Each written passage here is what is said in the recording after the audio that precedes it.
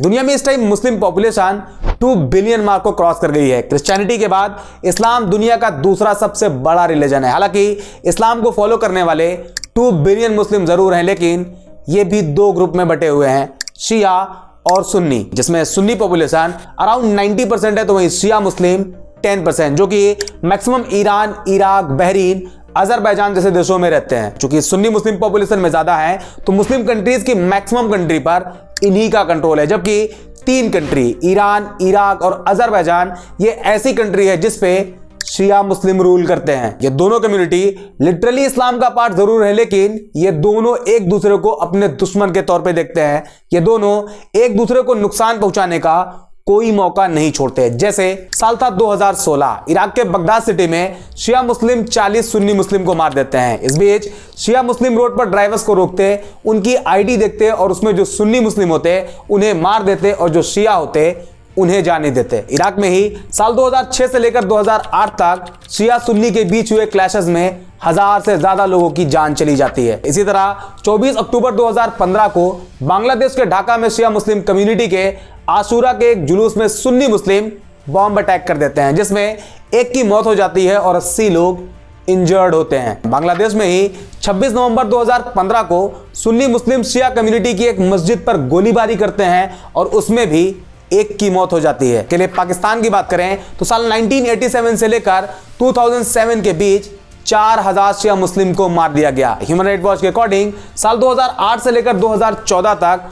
और 1000 से ज्यादा शिया मुस्लिम की जान ले ली गई। इसी तरह इंडिया में भी शिया सुन्नी के बीच टकराव चलते रहते हैं। कभी लखनऊ में ये दोनों कम्युनिटी आपस में भिड़ी रहती है, तो कभी बनारस में। अभी पिछले ही साल जुलाई 2023 में बनारस में शिया सुन्नी कम्युनिटी आपस में लड़ जाती है। दोनों एक दूसरे पर पत्थर बरसाते हैं, तलवारें चलती हैं। इसी तरह पूरी दुनिया में शिया सुन्नी एक दूसरे को अपना दुश्मन समझते हैं, मरते भी हैं और मारते भी हैं। ये सदियों से चला आ रहा और अब दुनिया में एक बार फिर से शिया सुन्नी के बीच एक बड़े टकराव के हालात बनते जा रहे हैं। Iran, Iraq, Yemen, Lebanon, Syria, Saudi Arabia, सब के सब शिया सुन्नी के नाम पर एक दूसरे को टारगेट करने में लगे हुए हैं। पूरा का पूरा अरब वर्ल्ड एक बार फिर से शिया सुन्नी की आग में झुलस सकता है, क्योंकि सऊदी अरब शिया कम्युनिटी के ग्रुप हिजबुल्लाह और हौथी के खिलाफ अमेरिका, ब्रिटेन जैसी कंट्रीज को सपोर्ट दे रहा। अमेरिका सऊदी के फ्लाइंग जोन का इस्तेमाल कर यमन और लेबनान में एयर स्ट्राइक कर रहा। तो दूसरी तरफ ईरान, जो कि एक शिया मुस्लिम मेजॉरिटी कंट्री है, वो पाकिस्तान, इराक और सीरिया पर रॉकेट मार रहा। जवाब में पाकिस्तान भी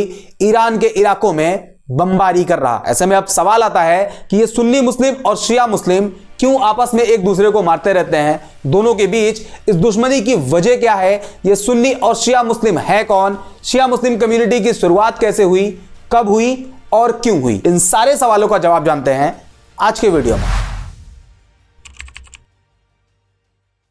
वीडियो में आगे बढ़ूं उससे पहले आपसे एक रिक्वेस्ट है कि आप इस वीडियो को पूरी देखें। ये आपके लिए काफी हेल्पफुल साबित हो सकती है और अगर ये वीडियो आपको पसंद आती है तो इसे लाइक जरूर करें। साथ ही कमेंट में बताएं कि आप शिया सुन्नी की इस क्लैशेस को लेकर क्या सोचते हैं, आपका क्या नजरिया है, आप इसे कैसे देखते हैं। अब बढ़ते हैं टॉपिक की तरफ और सबसे पहले बात करते हैं एक बड़े कंफ्यूजन की। अभी कुछ ही दिन पहले मैंने एक वीडियो पब्लिश करी थी, the real truth of caste system in Islam, Islam में जातिवाद का सच, जिसमें प्रूफ के साथ यह बताया गया है कि इस्लाम में कोई कास्ट सिस्टम एग्जिस्ट नहीं करता, इस्लाम में कोई ऊंचा नीचा नहीं, इस्लाम में कोई भेदभाव नहीं। इस वीडियो के कमेंट में कई लोगों ने यह सवाल किया था कि अगर इस्लाम में कोई कास्ट सिस्टम नहीं तो फिर यह शिया और सुन्नी क्या है? तो इसका जवाब बड़ा सिंपल है भाई, इस्लाम में वाकई कोई कास्ट सिस्टम नहीं, इस्लाम में किसी भी तरह का कोई अपर लोअर वाला कॉन्सेप्ट ही नहीं। और ये जो शिया और सुन्नी है ये बस 2 कम्युनिटी है, 2 ग्रुप है, दोनों इस्लाम के बेसिक्स को फॉलो करते हैं,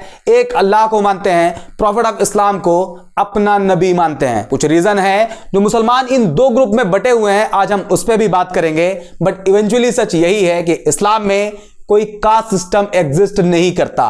अब आते हैं शिया सुन्नी पर। 610 AD अरब के मक्का शहर में प्रॉफिट ऑफ इस्लाम 40 साल की उम्र में नबूवत का ऐलान करते हैं। एक अल्लाह के बारे में लोगों को बताना शुरू करते हैं और कहते हैं कि वो खुद अल्लाह के नबी हैं। शुरुआत में लोग उनकी बात पर हंसते, मजाक बनाते, लेकिन धीरे धीरे उन्हें उनकी बात पर यकीन होने लगता है। लोग इस्लामिक टीचिंग से अट्रैक्ट होने लगते हैं और तेजी से इस्लाम की तरफ आते हैं, मुसलमान होने लगते हैं और कुछ ही सालों में पूरा का पूरा अरब मुसलमानों से भर जाता है। हालांकि अब तक मुसलमानों में कोई ग्रुप नहीं होता, जो भी इस्लाम की तरफ आता उसे सिर्फ मुसलमान कहा जाता। ना ही कोई सुन्नी हुआ करता था और ना ही कोई शिया, सब एक मुसलमान हुआ करते थे। लेकिन अपडेट आती है 8 जून 632 एडी, प्रॉफिट ऑफ इस्लाम की जाहिरी वफात होती है। आप इस दुनिया को अलविदा कहते हैं और यहां से नबूवत खत्म हो जाती है। आपके वफात के बाद एक बहस छिड़ जाती है कि आखिर आपका सक्सेसर कौन होगा, वो कौन होगा जो इस्लाम और मुसलमानों का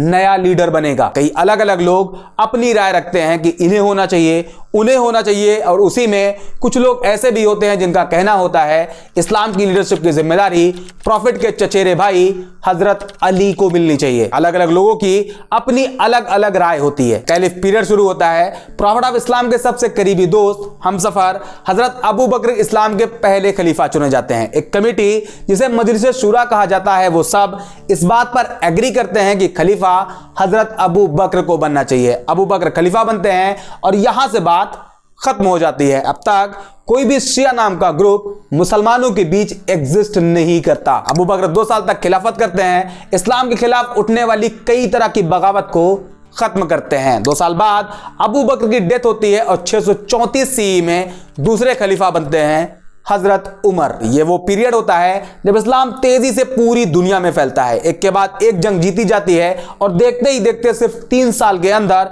637 सीई में फिलिस्तीन में मौजूद मस्जिद अल अक्सा भी मुसलमानों के कंट्रोल में आ जाती है। उमर इस्लामिक कैलिफ पीरियड में 10 साल तक खिलाफत करते हैं और 644 सीई में हजरत उमर की भी डेथ हो जाती है, उन्हें कत्ल कर दिया जाता है। प्रॉफिट की वफात के बाद से लेकर अब तक 12 साल बीत चुके होते हैं। 2 खलीफा का टाइम भी पूरा हो चुका होता है, लेकिन अब तक शिया नाम का कोई भी ग्रुप मुसलमानों के बीच नहीं होता, सब एक मुसलमान होते हैं। अब आता है 644 सीई और तीसरे खलीफा बनते हैं हजरत उस्मान, जो कि 656 सीई तक इस्लाम को लीड करते हैं। यह वो टाइम होता है जब मुसलमानों के बीच गुटबाजी शुरू होती है, नए नए फितने खड़े होते हैं, मुसलमानों के बीच इंटरनल डिस्प्यूट होते हैं और इसी के बाद हजरत उस्मान को कत्ल कर दिया जाता है और इसी कत्ल के बाद शुरू होती है प्रॉब्लम। अब सवाल खड़ा होता है कि अगला खलीफा कौन होगा, वो कौन होगा जो अब मुसलमानों का नया लीडर बनेगा। खिलाफत के इस सवाल को लेकर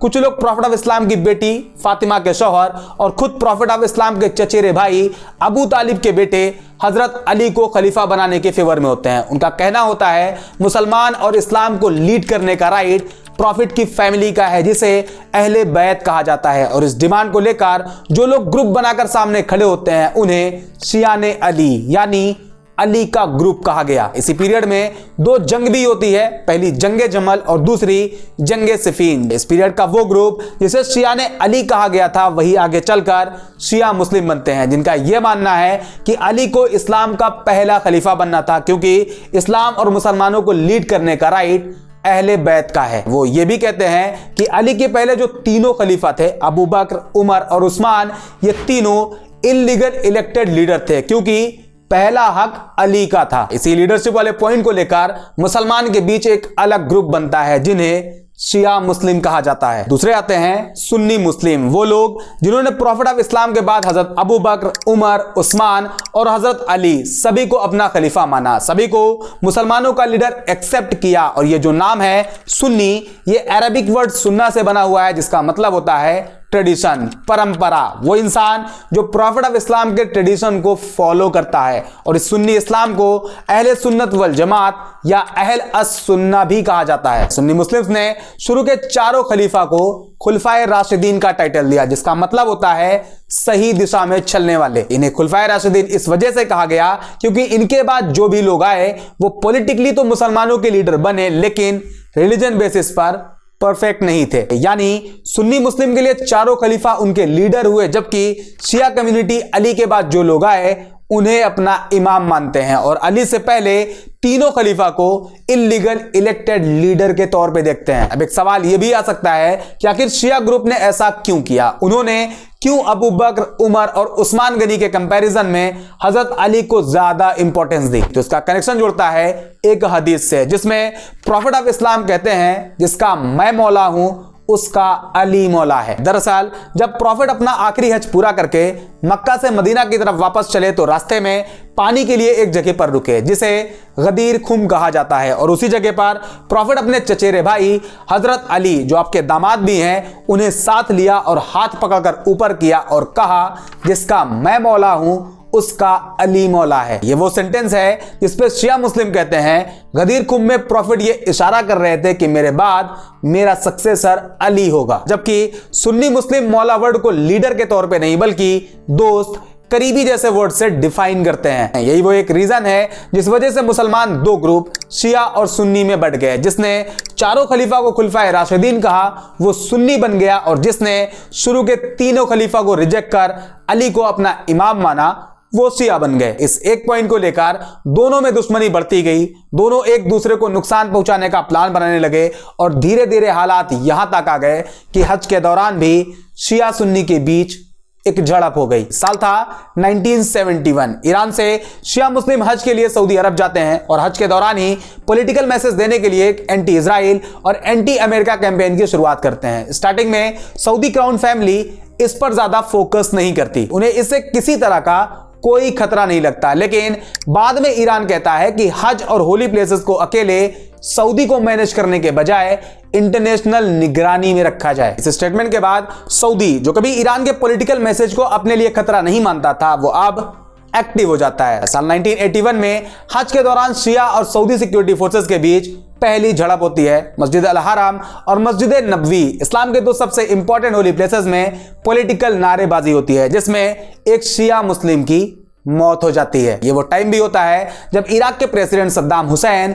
ईरान के साथ जंग में होते हैं। सऊदी किंग खालिद बिन अब्दुल अजीज अल सऊद सद्दाम को एक लेटर लिखते हैं जिसमें वो कहते हैं इन मूर्ख ईरानियों को कुचल दो। हालांकि इस क्लैश के बाद ईरान और सऊदी दोनों ने पीस एस्टेब्लिश करने की कोशिश करी। ईरान ने वही साल 1971 वाले पॉलिटिकल मैसेज को लेकर वापस से प्रोटेस्ट करने की परमिशन मांगी। सऊदी की तरफ से उन्हें दो जगह मक्का और मदीना में प्रोटेस्ट करने की परमिशन भी दे दी गई। अपडेट आती है 31 जुलाई 1987, दिन होता है फ्राइडे, और इस दिन जुमे की नमाज के बाद ईरानी शिया मुस्लिम प्रोटेस्ट की शुरुआत करते हैं। अमेरिका की मौत, सोवियत यूनियन की मौत, इजराइल की मौत जैसे नारे लगते हैं। प्रोटेस्टर्स नारे के साथ आगे बढ़ते रहते हैं। सऊदी सिक्योरिटी फोर्सेस उन्हें चारों तरफ से घेरे रहती है। प्रोटेस्ट अपने रूट के आखिर में पहुंचता है जहां उसे खत्म हो जाना चाहिए था, लेकिन ईरानी प्रोटेस्टर्स वहां रुकने के बजाय द ग्रेट मॉस्क्यू की तरफ बढ़ने की कोशिश करते हैं। सऊदी सिक्योरिटी फोर्सेस उन्हें रोकने की कोशिश करती है और इसी कोशिश में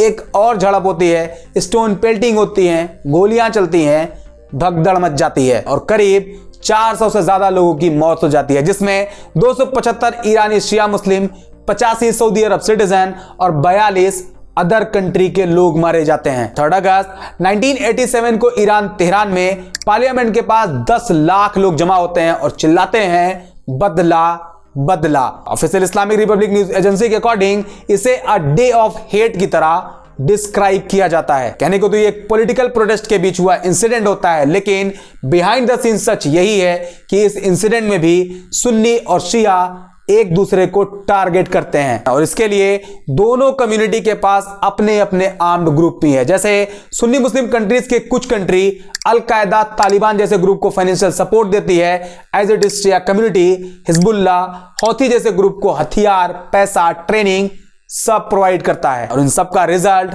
दोनों एक दूसरे को मारते हैं, दोनों एक दूसरे को नुकसान पहुंचाने का कोई मौका नहीं छोड़ते। और आज जो सिचुएशन मिडिल ईस्ट की बनी हुई है, जहां ईरान अपनी neighbour Muslim country Pakistan, Iraq और सीरिया पर रॉकेट अटैक कर रहा, तो जवाब में पाकिस्तान ईरान के इलाके में बमबारी कर रहा, साथ ही सऊदी ईरान को टारगेट करने के लिए अमेरिका और ब्रिटेन को अपना सपोर्ट दे रहा। ऐसे में अगर यह सब नॉर्मल ना हुआ तो आने वाले टाइम में एक और शिया वर्सेस सुन्नी कॉन्फ्लिक्ट देखने को मिल सकता है और अगर ऐसा हुआ तो यह मुस्लिम वर्ल्ड के लिए एक बड़ा नुकसान होगा। उम्मीद करते हैं ये वीडियो आपके लिए हेल्पफुल साबित रही होगी। अगर हाँ, इसे लाइक जरूर करें। बाकी मिलते हैं अगले वीडियो में एक और इंटरेस्टिंग टॉपिक के साथ।